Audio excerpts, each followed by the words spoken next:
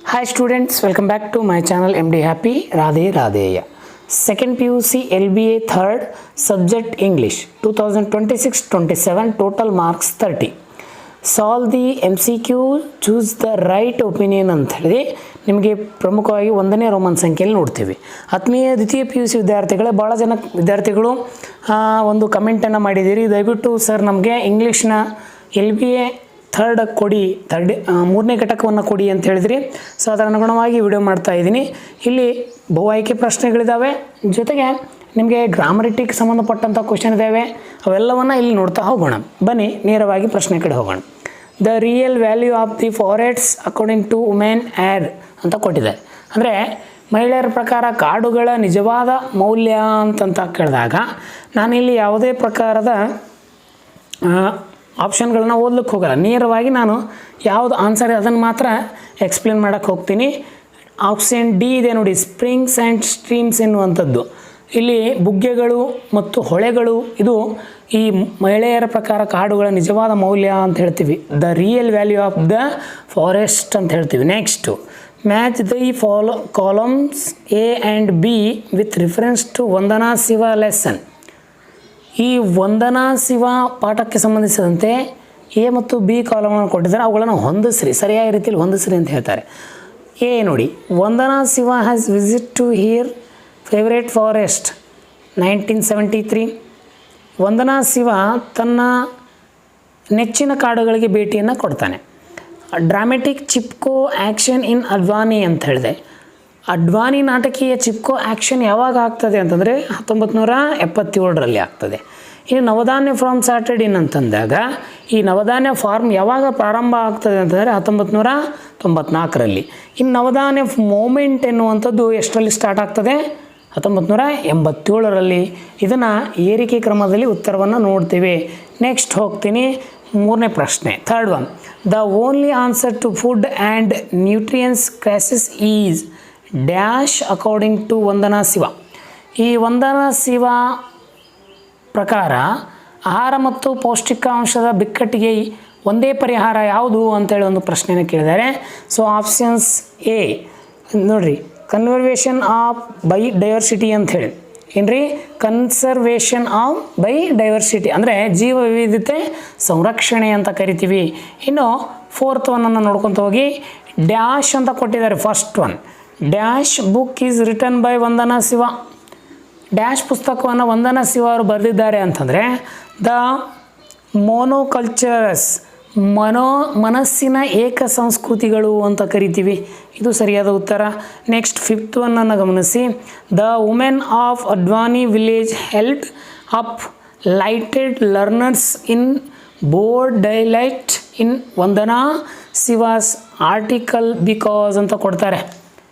ವಂದನಾ ಶಿವ ಅವರ ಲೇಖನದಲ್ಲಿ ಅಡ್ವಾನಿ ಗ್ರಾಮದ ಮಹಿಳೆಯರ ಹಗಲು ಹೊತ್ತಿನಲ್ಲಿ ಬೆಳಗಿದ ಲ್ಯಾಟರ್ನ್ಗಳನ್ನು ಹಿಡಿದಿದ್ದರು. ಏಕೆಂದರೆ option A, to mock the ignorance of the forest officials and to teach them forestry. ಅರಣ್ಯ ಅಧಿಕಾರಿಗಳ ಅಜ್ಞಾನವನ್ನು ಅಪಹಾಸ್ಯ ಮಾಡಲು ಮತ್ತು ಅವರಿಗೆ ಅರಣ್ಯಶಾಸ್ತ್ರವನ್ನು ಕಲಿಸಲು ಅಂತ ಹೇಳ್ತಾರೆ. ಇನ್ನು next sixth one question, choose the right sequence of incidents as they take place in the life of Vandana Shiva. Next ಇಲ್ಲಿ ಏನು ಹೇಳ್ತಾರೆ ಅಂತಂದರೆ, ಅವರು ವಂದನಾ ಶಿವನ ಜೀವನದಲ್ಲಿ ನಡೆಯುವ ಘಟನೆಗಳನ್ನು ಸರಿಯಾದ ಕ್ರಮಣಿಕೆಯಲ್ಲಿ ಬರೀರಿ ಅಂತ ಹೇಳ್ತಾರೆ. ಅಂದರೆ ಈ ವಂದನಾ ಶಿವದಲ್ಲಿ 4-6 ಘಟನೆಗಳಾಗ್ತವೆ. ಆ ಕೊಟ್ಟಂಥ 4 ಆಯ್ಕೆಗಳಲ್ಲಿ ಯಾವುದು ಸರಿಯಾದ ಕ್ರಮಣಿಕೆ ಅಂತ ಆಯ್ಕೆಗಳನ್ನು ನೋಡ್ತಾ ಹೋದಾಗ, ಸೊ ಆಪ್ಷನ್ಸ್ ಬಿ ಇದೆ ನೋಡಿ. Ecological journey started in Himalayas. She took part in Chipko movement started. Navdanya movement started Navdanya farms ಅಂತೇಳಿ. ಇದು ಸರಿಯಾದ ಉತ್ತರ ಅಂತ ಹೇಳ್ತೀವಿ. ಇಲ್ಲಿ ಆಯ್ಕೆಗಳನ್ನು ಸರಿಯಾಗಿ ನೋಡ್ತಾ ಹೋದಾಗ ಅವರ ಒಂದು ಪರಿಸರ ಪ್ರಮಾಣ ಹಿಮಾಲಯದಲ್ಲಿ ಪ್ರಾರಂಭವಾಯಿತು. ಅವರ ಒಂದು ಚಿಪ್ಕೋ ಚಳುವಳಿಯಲ್ಲಿ ಭಾಗವಹಿಸಿದರು, ನವಧಾನ್ಯ ಚಳುವಳಿಯನ್ನು ಪ್ರಾರಂಭಿಸಿದರು ಮತ್ತು ನವಧಾನ್ಯ ಫಾರ್ಮನ್ನು ಪ್ರಾರಂಭಿಸಿದರು ಅಂಥೇಳಿ ಇದಕ್ಕೆ ಉತ್ತರವನ್ನು ಹೇಳ್ತೀವಿ. ಇದು ಇಷ್ಟ ಆದರೆ ಒಂದು ಲೈಕ್ ಕೊಡಿ, ನಿಮ್ಮ ಸ್ನೇಹಿತರಿಗೆ ವಿಡಿಯೋಗಳನ್ನು ಶೇರ್ ಮಾಡಿ.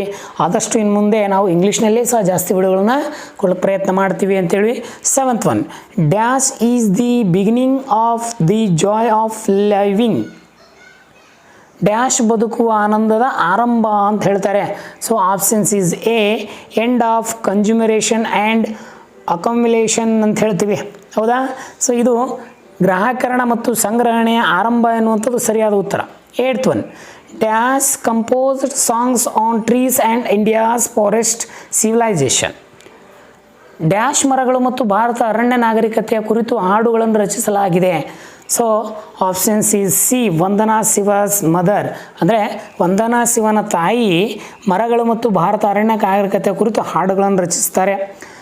The Vandana Shiva's mother dash is beginning of the joy of living ಅಂತ ಹೇಳ್ತಾರೆ. 9th one, dash established peace between Laura and Glanzilo ಅಂತ ಹೇಳ್ತಾರೆ. ಸೊ ಇಲ್ಲಿ ಲಾರಾ ಮತ್ತು ಗ್ಲ್ಯಾಂಜಿಲೋ ನಡುವೆ ಶಾಂತಿ ಸ್ಥಾಪಿಸಿದ ಒಂದು ಪ್ರಮುಖ ಘಟನೆ ಯಾವುದು ಅಂತ ಕೇಳಿದಾಗ so option is B pinch of the snuff ಅಂತ ಹೇಳ್ತಾರೆ. ಸ್ನಪ್ ಅಂದರೆ ಚಿಟಿಕೆ ನಶೆ ಅಂತ ಹೇಳ್ತಾರೆ, ಚಿಟಿಕೆ ನಶೆ ಅಂತ ಹೇಳುವಂಥದ್ದು. ಇನ್ನು 10th ಒನ್ನು ಈ ಬಹು ಆಯ್ಕೆ ಪ್ರಶ್ನೆಯಲ್ಲಿ ಬರುವಂಥ ಕೊನೆಯ ಪ್ರಶ್ನೆ, Laura carried dash his her fresh hand ಅಂತ ಹೇಳ್ತಾರೆ. ಅಂದರೆ ಲಾರಾ ತನ್ನ ಸ್ವಂತ ಕೈಯಲ್ಲಿ ಡ್ಯಾಶ್ ಹೊಳೆಯುತ್ತಿದ್ದಳು ಅಂತಂದರೆ ಆಪ್ಷನ್ ಎ ಪ್ಯಾರಾಸೋಲ್ ಅಂತ ಹೇಳ್ತೀವಿ, ಪ್ಯಾರಾಸೋಲನ್ನು ಹೊಳೆಯುತ್ತಿದ್ದಳು ಅಂತ ಹೇಳ್ತೀವಿ. ಸೊ ನಿಮಗೆ ಈ 10 ಅಂಕಗಳು ನಾಳೆ ಆ್ಯನುವಲ್ ಎಕ್ಸಾಮಲ್ಲಿ ರಿಪೀಟ್ ಆಗಿರುವಂಥದ್ದು, ಮಿಡ್ ಟರ್ಮಿಗೆ ಸಹ ಬರ್ತವೆ. ಸೊ ಅವನ್ನ ನೋಡ್ತಾ ಹೋಗಿ ಅಂತ ಹೇಳ್ತೀನಿ. ಇನ್ನು ನೆಕ್ಸ್ಟ್ ಒನ್ನು, ಇಲ್ಲಿ ಆನ್ಸರ್ ಇನ್ ಈ ಸೆಂಟೆನ್ಸ್ ಆರ್ ಟು ಎನಿ ಅಂತ ಕೇಳಿದ್ದಾರೆ. Answer in a sentence or two ಅಂತ ಎನಿ ಒನ್ ಅಂತ ಕೊಟ್ಟಾಗ ಒಂದನ್ನು ನೀವೇನು ಮಾಡಬೇಕು, ಒಂದು ಸೆಂಟೆನ್ಸಲ್ಲಿ 2 ಸೆಂಟೆನ್ಸಲ್ಲಿ ಬರೀರಿ. ವಾಟ್ ಈಸ್ ಇಕೋ ಅಪರ್ಥೈಡ್ ಅಂತ ಕೊಡ್ತಾರೆ. Next what is the terra nullius and terra madre ಅಂತೇಳಿ ಒಂದು 2 ಪ್ರಶ್ನೆಯನ್ನು ಕೊಟ್ಟಿದ್ದಾರೆ, 2ರಲ್ಲಿ ಒಂದನ್ನು ಬರೀರಿ. Next answer in about 60 word any one of the compulsory, ಒಂದನ್ನು ಕಂಪಲ್ಸರಿ ಬರೀಬೇಕು. ರೈಟ್ ದಿ ನೋಡಿರಿ flickers story explained by Laura after Glanzilo left her in Valkenia ಅಂತ ಹೇಳ್ತಾರೆ. ಇನ್ನು why the early interaction between Donna Laura and Donna Glangelo in labeled as in ill nature Fred Dill ಅಂತ ಹೇಳ್ತಾರೆ. Next 15, how does Don Glangelo recall the beauty of the silver maiden ಅಂತ ಹೇಳ್ತಾರೆ, silver maiden ಅಂಥೇಳಿ. Next ಈ ರೀತಿ ಪ್ರಶ್ನೆಗಳನ್ನು ಬರ್ತವೆ, ಗಮನಿಸ್ತಾ ಹೋಗಿ. Next one, fill in the blank with the passive from of the verb given the brackets ಅಂತ ಕೊಟ್ಟಿದ್ದಾರೆ. ಬ್ರಾಕೆಟ್ ಒಳಗೆ ವರ್ಬನ್ನು ಕೊಟ್ಟಿದ್ದಾರೆ, ಅದನ್ನು ಬಳಸ್ಕೊಂಡು ನೀವು ವಾಕ್ಯವನ್ನು ಶುದ್ಧ ಮಾಡಿರಿ. ಪ್ಯಾಸೇಜನ್ನು Rakesh Raksha arrives the her college by 10 AM every day. She teachers English she dash ಅಂತ ಕೊಟ್ಟಿದೆ, ಗ್ರೇಟ್ ಅದೇ, ಅದಕ್ಕೇನಾಗ್ತದೆ ಅಂತ ನೀವು ಬರೀರಿ. Next by her students on her arrival her classes dash love by her student she respect by her colleagues to ಅಂತ ಕೊಡ್ತಾರೆ. ಸೊ ಪ್ರಶ್ನೆಗಳನ್ನು ಗಮನಿಸ್ತಾ ಉತ್ತರವನ್ನು ಬರಿತಾ ಹೋಗಿ. ಒಟ್ಟು ನೀವು 3 ಬರಿಬೇಕು. ದ ನವಧಾನ್ಯ ಮೂಮೆಂಟ್ ಡ್ಯಾಶ್ ಇಲ್ಲಿ ಸ್ಟಾರ್ಟೆಡ್ ಆಗಬೇಕು 1987. ಮೋರ್ ದೆನ್ 3000 ರೈಸ್ ವೆರೈಟೀಸ್ ಅಂತ ಹೇಳ್ತೀವಿ, varieties save under the movement today by diversity in intensive from the farming dash practice by many farmer across the country ಅಂತ ಹೇಳ್ತಾರೆ.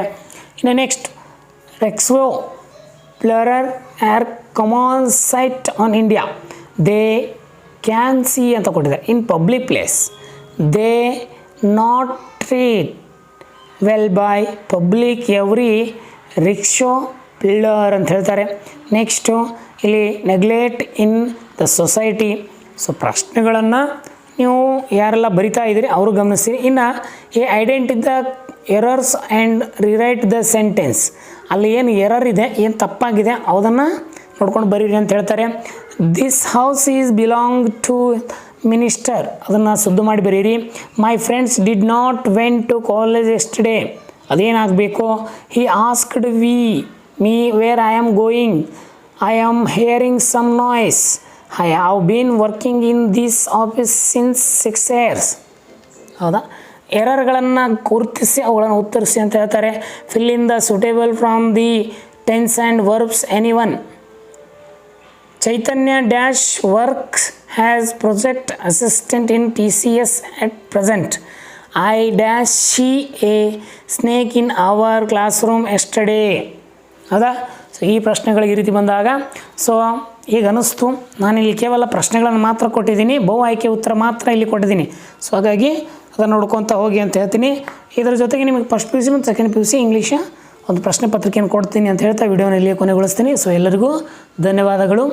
ರಾಧೆ ರಾಧೇಯ.